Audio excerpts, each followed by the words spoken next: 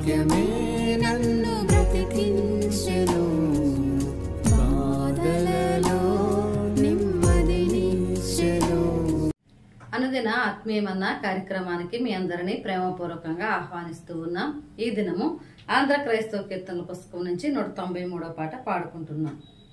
చూడారే సిలువను వ్రేలాడు యేసయ్యను, చూడారే సిలువను వ్రేలాడు యేసయ్యను, పాడు లోకంబునకై గోడు చెందే గదా, పాడు లోకంబునకై గోడు చెందే కదా, చూడారే సిలువను వ్రేలాడు యేసయ్యను, చూడారే సిలువను వ్రేలాడు యేసయ్యను, నా చేతులు చేసినట్టి దోషంబులే గదా, నా చేతులు చేసినట్టి దోషంబులే గదా, నా రాజు చేతులలో ఘోరంపు జీలలు, నా రాజు చేతులలో ఘోరంపు జీలలు, చూడారే సిలువను వ్రేలాడు యేసయ్యను, చూడారే సిలువను వ్రేలాడు యేసయ్యను, పాపేచ తోడగూడు నాదు చెడ్డ పడకలే, పాపేచ తోడగూడు నాదు చెడ్డ పడకలే, పరమగురిని ప్రక్కలోని బల్లెంపు పోటులు, పరమగురిని ప్రక్కలోని బల్లెంపు పోటులు, చూడారే సిలువను వ్రేలాడు యేసయ్యను, చూడారే సిలువను వ్రేలాడు యేసయ్యను, పాడు లోకంబునకై గోడు చెందే గదా, పాడు లోకంబునకై గోడు చెందే గదా, చూడారే సిలువను వ్రేలాడు యేసయ్యను, చూడారే సిలువను వ్రేలాడు యేసయ్యను. క్రీస్తునందు ప్రియమైన దేవుని బిడ్డలారా, అనుదిన ఆత్మీయమన్న కార్యక్రమానికి మిమ్మల్ని అందరినీ ప్రేమపూర్వకంగా ఆహ్వానిస్తూ ఉన్నాను. ఈ లెంట్ డేస్ లో 33వ దినంలోకి మనము వచ్చి ఉన్నాం.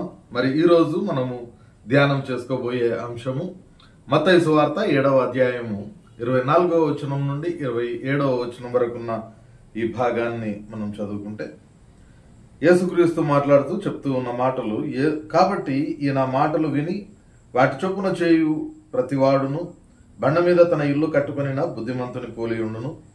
వాన కురిసెను, వరద వచ్చెను, గాలి విసిరి ఆ ఇంటి మీద కొట్టెను గాని వాని పునాది బండ మీద వేయబడెను గనుక అది పడలేదు.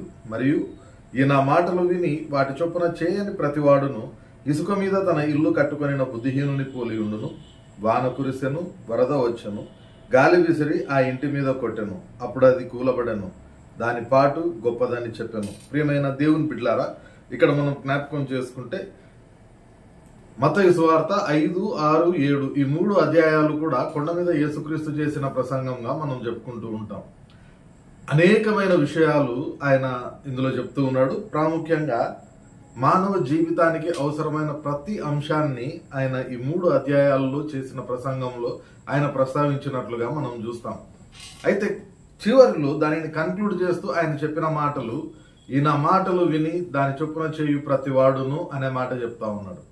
కాబట్టి ఈ మాటలు ఎవరి కొరకు అనంటే ప్రతి ఒక్కరి కొరకు ఉద్దేశించబడినవి. అందులో 2 వ్యక్తుల్ని ఉదాహరణగా ఆయన తీసుకున్నప్పటికీ ప్రతి ఒక్కరు కూడా దానిని అప్లై చేసుకోవాలి. ఎందుకంటే ఆయన చెప్తూ ఉన్న ఈయన మాటలు విని వాటి చొప్పున చేయు ప్రతివాడు అనంటే ఏ విధమైన తేడా లేకుండా ప్రతి ఒక్కరి కొరకు ఆయన ఆ మాటలు చెప్తూ ఉన్నాడు. ఉదాహరిస్తూ ఉన్న 2 వ్యక్తులు ఎవరు అనంటే, ఒకరు బుద్ధి కలిగిన నిర్మాణకుడు, ఇంకొకడు బుద్ధి లేని నిర్మాణకుడు. మొదట వాళ్ళిద్దరిలో ఉన్న ఆ యొక్క పోలికలను మనం జ్ఞాపకం చేసుకుంటే, మొదటిది వాళ్ళిద్దరూ కూడా దేవుని యొక్క మాటలు వింటూ ఉన్నారు. ఎందుకంటే ఆయన చెప్తూ ఉన్న మాట, మొదటి వర్గానికి చెప్తున్న మాట, ఈయన మాటలు విని వాటి చొప్పున చేయు ప్రతివాడు అనే మాట మొదటి వర్గానికి చెప్తూ ఉన్నాడు. రెండవ వర్గానికి కూడా ఈయన మాటలు విని వాటి చొప్పున చేయని ప్రతివాడు, అంటే 2 వర్గాల వారు కూడా దేవుని యొక్క మాటలు వింటూ ఉన్నారు. అయితే సరి అయిన విధంగా ఒకవేళ దానిని వింటే ఆ వాక్యం ఎలా పనిచేస్తుంది అని మనం చూస్తే, రోమీయులకు రాసిన పత్రిక 10వ అధ్యాయము 17వ వచనాన్ని మనం జ్ఞాపకం చేసుకుంటే ఇక్కడ ఆయన చెప్తూ ఉన్నాడు కదా, వినుట వలన విశ్వాసము కలుగును, వినుట క్రీస్తును గూర్చిన మాట వలన కలుగును. కాబట్టి ఒకవేళ నిజంగా భక్తి కలిగి భయము కలిగి ఒకవేళ ఆ మాటలు విని ఉంటే ఖచ్చితంగా అక్కడ విశ్వాసం అనేది వాళ్ళలోకి వచ్చి ఉండాలి. కాబట్టి వాళ్ళిద్దరూ కూడా ఇల్లు కడుతూ ఉన్నారు అనంటే మొదటిది దేవుని యొక్క మాటను వాళ్ళు వింటూ ఉన్నారు. రెండవది మనం చూస్తాం కదా, వాళ్ళిద్దరు కూడా ఇల్లు కట్టేస్తా ఉన్నారు. మొదటిది దేవుని వాక్యాన్ని ఇద్దరు విన్నారు, రెండవది ఇద్దరు కూడా ఇల్లు కడుతూ ఉన్నారు. అయితే ఎలా కడుతూ ఉన్నారు అనేది ఒకసారి ఆలోచన చేస్తే జాగ్రత్త పడి కట్టాలి అని పౌలు భక్తుడు చెప్తూ కొరింథీయులకు రాసిన మొదటి పత్రిక 3వ అధ్యాయము 10వ వచనంలో చెప్పబడుతున్న మాటను చూస్తాం కదా, దేవుడు నాకు అనుగ్రహించిన కృప చొప్పున నేను నేర్పరి అయిన శిల్పకారుని వలె పునాది వేసి తిని, మరి ఒకడు దాని మీద కట్టుచున్నాడు. ప్రతివాడు దాని మీద ఎలాగూ కట్టుచున్నాడో జాగ్రత్తగా చూచుకొనవలెను అనే మాట ఆయన చెప్తూ ఉన్నాడు. కాబట్టి మనము ఎలా కడుతున్నాము అనేది చాలా జాగ్రత్తగా మనం చూసుకోవాలి. అది కట్టడము అనేది మన సొంత వ్యక్తిగత జీవితాన్ని నిర్మించుకోవడం కావచ్చు, ఇల్లు కట్టుకోవడం కావచ్చు, కుటుంబాన్ని నిర్వహించుకోవడం కావచ్చు, ఏదైనా కానీ ఎలా మనం నిర్మిస్తూ ఉన్నాము అనేది చాలా జాగ్రత్తగా చూసుకోవాలి. కారణం ఏంటి అనంటే మనము చేసే ప్రతి పని ఖచ్చితంగా ప్రభు దినాన మనము లెక్క అప్పచెప్పాలి. అందుకే ఇక్కడ పౌలు భక్తుడు కూడా చెప్తూ ఉన్నమాట, ప్రతివాడు దాని మీద ఎలాగూ కట్టుచున్నాడో జాగ్రత్తగా చూచుకొనవలెను అనే మాట ఆయన కూడా చెప్తూ ఉన్నాడు. కాబట్టి మొదటిది వాళ్ళు దేవుని యొక్క మాటలు విన్నారు, ఇద్దరు కూడా ఇల్లు కట్టడానికే సిద్ధపడినారు, కడుతూ ఉన్నారు. మూడవదిగా మనం చూస్తాం కదా, ఆ ఇంటి మీదికి వానలు వచ్చినాయి, వరదలు వచ్చినాయి, గాలి విసిరి కొట్టింది. ఖచ్చితంగా ఇద్దరికి అదే సంఘటన ఎదురైంది. అనేక సార్లు మనం అనుకుంటూ ఉంటాం, శ్రవలు మనకు వచ్చినప్పుడు నేను దేవునిలో ఇంత ఉన్నా కదా ఎందుకు వచ్చినాయి అని అనేక సార్లు అనుకుంటూ ఉంటాం. కానీ పరిశుద్ధ గ్రంథం చెప్పే మాట ఏంటంటే, దేవునికి దగ్గర ఉన్నా దేవునికి దూరంగా ఉన్నా ఖచ్చితంగా శ్రమలు అనేవి ప్రతి ఒక్కరికి కూడా వస్తాయి. ఇది బైబిల్ గ్రంథము మనకు చెప్తూ ఉన్న సత్యం. అయితే అది ఎందుకొరకు వస్తూ ఉన్నాయి, దేవుడు ఆ శ్రమలను ఎందుకొరకు అనుమతిస్తూ ఉన్నాడు అనే దానికి పేతురు చక్కటి వివరణ మనకు ఇస్తాడు. ఒకసారి మనం చూస్తే మొదటి పత్రిక, పేతురు రాసిన మొదటి పత్రిక 1వ అధ్యాయము 7వ వచనంలో మనం చూస్తే, నశించిపోవు సువర్ణము అగ్ని పరీక్ష వలన శుద్ధపరచబడుతున్నది కదా, దానికంటే అమూల్యమైన మీ విశ్వాసము ఈ శోధనల చేత పరీక్షకు నిలిచినదై యేసుక్రీస్తు ప్రత్యక్షమైనప్పుడు మీకు మెప్పును మహిమయు ఘనతయు కలుగుటకు కారణమగును.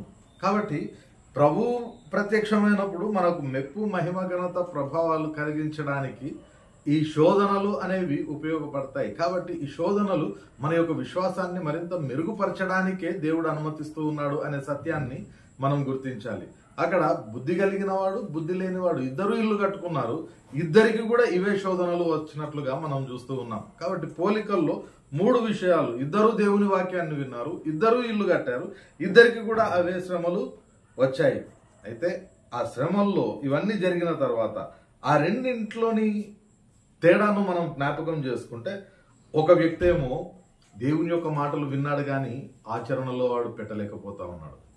ఒకడు ఆచరణలో పెడుతూ ఉన్నాడు, ఒకడు ఆచరణలో పెట్టలేదు. అంటే ఒకరు దేవుని యొక్క వాక్యానికి అనుగుణంగా నడుచుకున్నారు, ఇంకొకరు దేవుని యొక్క వాక్యాన్ని విన్నామనుకున్నారు కానీ దానిని వాళ్ళు ఆచరణలో పెట్టడంలో విఫలమైపోయినారు. అటువంటి వారిని గురించి చెప్పబడుతూ ఉన్న ఒక మాటను మనం చూస్తే, యోహాను రాసిన మొదటి పత్రిక 2వ అధ్యాయము 3-4 వచనాలలో మనం చూస్తాం కదా, ఆయన చెప్తూ ఉన్న మాట, మరియు మనం ఆయన ఆజ్ఞలను గైకొనిన ఎడల దీని వలననే ఆయనను ఎరిగి ఉన్నామని తెలుసుకుందాము. ఆయనను ఎరిగి ఉన్నామని చెప్పుకొనుచు ఆయన ఆజ్ఞలను గైకొనని వాడు అబద్ధీకుడు, వానిలో సత్యము లేదు. కాబట్టి ఖచ్చితంగా ఆ రెండవ వాడు ఎవరైతే దేవుని మాటలు విన్నాను అనుకొని దాని ప్రకారం చేయలేదో వాడు అబద్ధీకుడు అనే మాట పరిశుద్ధ గ్రంథం తెలియజేస్తా ఉంది. రెండవదిగా మనం చూస్తాం కదా, వాడు ఎప్పుడైతే అబద్ధీకుడుగా ఉన్నాడో యేసుక్రీస్తు కూడా ఏమంటున్నాడంటే నీవెవరో నేను ఎరుగను అనే మాట ఆయన చెప్తూ ఉన్నాడు. మత్తయి సువార్తలో మనం చూస్తాం ఆ మాటలు. మత్తయి సువార్త 7వ అధ్యాయము 23వ వచనంలో మనం చూస్తాం. మత్తయి సువార్త 7వ అధ్యాయము 23వ వచనంలో ఆయన చెప్తూ ఉన్న మాట, అప్పుడు నేనే మిమ్మల్ని ఎన్నడూను ఎరుగను, అక్రమం చేయువారలారా నా యుద్ధ నుండి తొలగిపోండని వారితో చెప్పుదును. కాబట్టి అబద్ధీకులను, దేవునికి వ్యతిరేకంగా ఉన్న వాళ్ళను దేవుడు క్రీస్తు కూడా ఎరుగను అనే మాట చెప్తాడనే సత్యాన్ని మనం ఇక్కడ చూస్తూ ఉన్నాం. అంతేకాకుండా తర్వాత విషయాన్ని మనం జ్ఞాపకం చేసుకుంటే, ఒకడేమో తెలివిగా ఉన్నాడు, ఒకడేమో మూర్ఖంగా ఉన్నాడు. ఎందుకంటే తెలివిగా ఉన్నవాడు దేవుని యొక్క మాటలకు అనుగుణంగా తన యొక్క ఇంటిని స్థిరమైన పునాది మీద కట్టుకున్నట్లుగా మనం చూస్తాం. ఇంకొకడు మూర్ఖుడుగా ఉంటూ ఉన్నాడు. వారిని గురించి చెప్తూ ఉన్న ఒక మాటను చూస్తే సామెతల గ్రంథం 8వ అధ్యాయము 35-36 వచనాలను చూస్తాం. నన్ను కొనుగొనువాడు జీవమును కనుగొనును, యెహోవా కటాక్షము వానికి కలుగును. నన్ను కనుగొనని వాడు తనకే హాని చేసుకును. నా యందు అసహ్యపడు వారందరూ మరణమును స్నేహించుదురు. కాబట్టి వాడు అబద్ధమును స్నేహించినాడు కాబట్టి తన ఇంటిని స్వయంగా చేతులారా నాశనం చేసుకున్నాడు. తర్వాత విషయాన్ని చూస్తే బుద్ధి కలిగిన వాడు బండ మీద తన ఇంటిని కట్టుకున్నాడు, బుద్ధి లేనివాడు ఇసుక మీద కట్టుకున్నాడు. అయితే కొరింథీయులకు రాసిన పత్రికలో పౌలు భక్తుడు చెప్తాడు కదా, బండ మీద కట్టుకొనిన వాడు అని అంటే ఆ బండ క్రీస్తే అనే మాట పౌలు భక్తుడు జ్ఞాపకం చేస్తూ ఉన్నాడు. కాబట్టి దేవుని యొక్క మాటలు విని ఆయన కుమారుడైన క్రీస్తు అనే బండ మీద ఇల్లు కట్టుకున్నవాడు బుద్ధిమంతునిగా ఉంటాడు. ఇతరులు ఇసుక మీద కట్టుకొనిన మూర్ఖుని పోలి ఉంటారు. చివరిదిగా మనం జ్ఞాపకం చేసుకుంటే, ఆ వానలు వచ్చినప్పుడు, ఆ శోధనలు వచ్చినప్పుడు జరిగిన ఆ యొక్క పరిస్థితిని మనం జ్ఞాపకం చేసుకుంటే, నీతిమంతుని ఇల్లు లేకపోతే ఆ జ్ఞాని యొక్క ఇల్లు స్థిరంగా నిలబడింది. కారణం ఏంటంటే దాని యొక్క పునాది క్రీస్తు మీద వేయబడింది. మూర్ఖుని ఇల్లు నాశనమైపోయింది. 4వ అధ్యాయము కొరింథీయులకు రాసిన 2వ పత్రిక 8-9 వచనాలను మనం జ్ఞాపకం చేసుకుంటే, ఇక్కడ పౌలు భక్తుడు చెప్తూ ఉన్న విషయాన్ని ఒకసారి చూద్దాం. 4వ అధ్యాయం 8-9 వచనాలు. ఎటుపోయినను శ్రమపడుచున్నను ఇరికింపబడిన వారము కాము, అపాయంలోనున్నను కేవలం ఉపాయం లేని వారము కాము, తరవబడుచున్నను దిక్కులేని వారము కాము, పడద్రోయబడినను నశించువారము కాము. అనేకమైన శ్రమలు వచ్చి ఇట్లా ఉన్నప్పటికీ కూడా దేవునిలో ఉంటాం కాబట్టి ఏ అపాయము మన వరకు కూడా రాదు అనే సత్యాన్ని ఇక్కడ మనం చూస్తూ ఉన్నాం. కాబట్టి ప్రియమైన దేవుని బిడ్డలారా, ఇరువురు నిర్మాణకులను గురించి యేసుక్రీస్తు ఉదాహరిస్తూ అందరికీ చెప్పిన మాట, ఈ నా మాటలు విని వాటి చొప్పున చేయు ప్రతివాడు అనే మాటను మనము జ్ఞాపకం చేసుకున్నాం. కాబట్టి ఈ శ్రమల దినాల్లో ఇప్పటి వరకు అనేకమైన మాటలు మనం వింటూ వచ్చాం. యేసుక్రీస్తు ఖండించిన అనేకమైన విషయాలు మనం విన్నాం. అంత మాత్రమే కాకుండా ఒకవేళ మన సంఘాలలో జరిగిన లెంట్ డేస్ కార్యక్రమాల్లో అనేక మంది యొక్క వాక్యాలు ఒకవేళ మనం విని ఉంటాం. అన్ని విని ఎలా మనం జీవిస్తూ ఉన్నాం? దేవుని యొక్క మాటలు విని దాని ప్రకారం జీవిస్తూ జ్ఞానిగా ఉంటూ ఉన్నామా? మన ఇల్లు బండ మీద కట్టుకున్న బుద్ధిమంతుని పోలి ఉన్నామా? లేకపోతే అన్ని విని కూడా దేనిని గ్రహించాక ఇసుక మీద కట్టుకున్న బుద్ధిహీనుని పోలి ఉన్నామా అనేది మనల్ని మనం పరీక్షించుకోవడానికి, మన జీవితాన్ని క్రీస్తు అనే బండ మీద నిర్మించుకోవడానికి ప్రయత్నం చేద్దాం. పరిశుద్ధాత్మ దేవుడు సహాయం దయచేయును గాక. ప్రార్థన చేసుకుందాం. పరిశుద్ధుడైన దేవా, ప్రేమగల మా తండ్రి, ఇప్పటి వరకు మాతో మాట్లాడిన ప్రతి మాటను బట్టి నీకు వందనాలు. నీ మాటలు విని నీ మాట ప్రకారం ప్రభువా మా జీవితాన్ని కొనసాగించుకుంటూ క్రీస్తు అనే బండ మీద మా జీవితాన్ని, గృహాన్ని నిర్మించుకునే జ్ఞానవంతులుగా మమ్మల్ని నిలువబెట్టుకుని వేడుకుంటూ ఉన్నాం. వినిన ప్రతి వారి హృదయంలో మీరే నాటి భద్రపరిచి ఫలింపజేయండి. నీ వాక్య ప్రకారం జీవించడానికి కృపదయ చేయండి. నేటి మా పని పాటలన్నింట్లో కృపదయ చేసి క్షేమంగా నడిపించుమని, నిశ్చితమైతే ప్రభా రేపటి దినాన నీవు అనుగ్రహించే ఈ అనుదిన ఆత్మీయమన్న భుజించు కృపను మాకు దయచేయమని వేడుకుంటూ యేసు పరిశుద్ధ నామమున ప్రార్థిస్తున్నాం తండ్రి. ఆమేన్. తండ్రి, కుమార, పరిశుద్ధాత్మ త్రియేక దేవుని సకల దీవెనలు సదాకాలం మనకందరికి తోడయుండి నడిపించును గాక. ఆమేన్.